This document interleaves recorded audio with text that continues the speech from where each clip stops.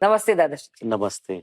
बहुत सारे लोगों को बहुत सारी प्रॉब्लम्स होती है लाइफ में। हुँ, मतलब मेंटली चैलेंज होते हैं या कैंसर जैसी बीमारियां होती है या भयंकर अवस्था होती है कभी कभी उनकी शारीरिक मेंटल कुछ भी। तो ऐसे लोग जब हीलिंग को आते हैं और हीलर्स उन पे हीलिंग करते हैं हुँ, हुँ, और मान लीजिए कि उनकी प्रॉब्लम से वो निकल गए या सुधार आ गया उनकी प्रॉब्लम हुँ। जो भी है, तो इज दैट अ कार्मिक थिंग? मतलब ये कार्मिक है, विधि लिखित है, ये एक सवाल। और दूसरा, हीलर्स को ये करना चाहिए? हुँ, हुँ, बिकॉज जैसे हम आपको पता है कि हम what ever happens in life हम ये सीखने के लिए आते हैं। हुँ, जो भी प्रॉब्लम्स आती हैं, अच्छी बुरी जो भी एक्सपीरियंसेस है लाइफ, वो हमको कुछ ना कुछ सिखाती है। हुँ। तो जब ये हीलर हीलिंग करके उस बंदे को ठीक ठाक करता है या कुछ सुधार लाता है, तो क्या हम उनके कार्मिक इश्यूज में इंटरफियर कर रहे हैं या क्या है? देखिए, पहले तो ऐसे दुःख किसके साथ भी होता है तो उसका कारण एक कर्म हो सकता है या जो भी उनको सीखना है उसके साथ ऐसी घटनाएँ बनती है, वो कैंसर हो या सडन एक्सीडेंट हो और फिज़िकल कोई भी एलिमेंट हो क्रिटिकल हम्म, क्रोनिक।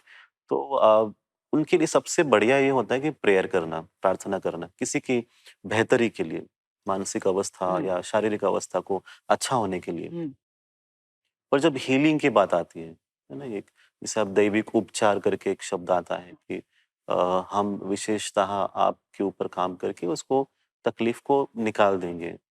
तो ये भाव तो अच्छा ही है किसी को मदद पहुँचाने का, हम्म, भाव हेल्प करना है, सहायता करना है, तो वो तो करना ही चाहिए किसी भी रूप में।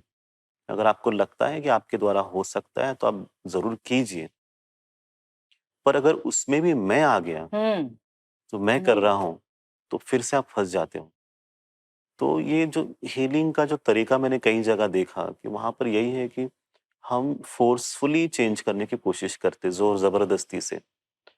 तो जैसे आप किसी भी व्यक्ति के जीवन में ऐसी कोई घटना हो रही है और उसे ज़ोर ज़बरदस्ती के साथ कंट्रोल करते हो, चेंज करने की कोशिश कर रहे हो, तो उससे आपको ही तकलीफ़ मिलेगी बाद में और उस व्यक्ति को भी वो तकलीफ़, उनकी तकलीफ़ और बढ़ के आ सकती है।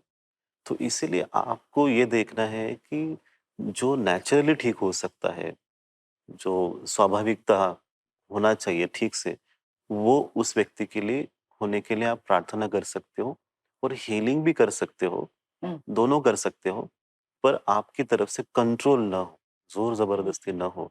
ये कभी कुछ है ना जैसे तंत्र में भी आता है, तंत्र भी कोशिश करते हैं कि लोगों को कंट्रोल किया जाए, सिचुएशन को कंट्रोल किया जाए। इसकी ज़रूरत नहीं है। आप अगर अपने कर्मों को अच्छा रखते हो, अच्छी सोच रखते हो, सब कुछ आपकी लाइफ में अच्छा हो जाएगा। आपको इन चीज़ों की ज़रूरत पड़ती नहीं है। अगर ईश्वर है, तो वो आपका ख़्याल ज़रूर रखता है। तो हीलिंग भी है ना, तो हीलिंग में ईश्वर का प्रेम आपके पास पहुँचता है।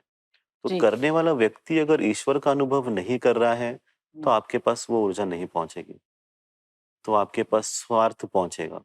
कुछ देर के लिए भी अच्छा लग सकता है, पर वो स्वार्थ भी आपके साथ रहेगा। इसीलिए जो हीलिंग करते हैं, वो ईश्वर को साक्षी मानते हुए हीलिंग करें हम्म, और जो हम सिखाते हैं कि आपको ईश्वर को देखते हुए ही आपको लोगों को मदद पहुँचानी। करेक्ट। हुँ, तो आपकी बातों से कुल मिला के मुझे ये पता चला कि जो हीलर हैं या जो टीचर हैं, उसकी अपनी अवस्था किस तरह की है, उसके ऊपर जो विद्यार्थी है उसके ऊपर उसका प्रभाव पड़ता है। प्रभाव पड़ता है। हाँ, ये बहुत बहुत इम्पोर्टेंट चीज है।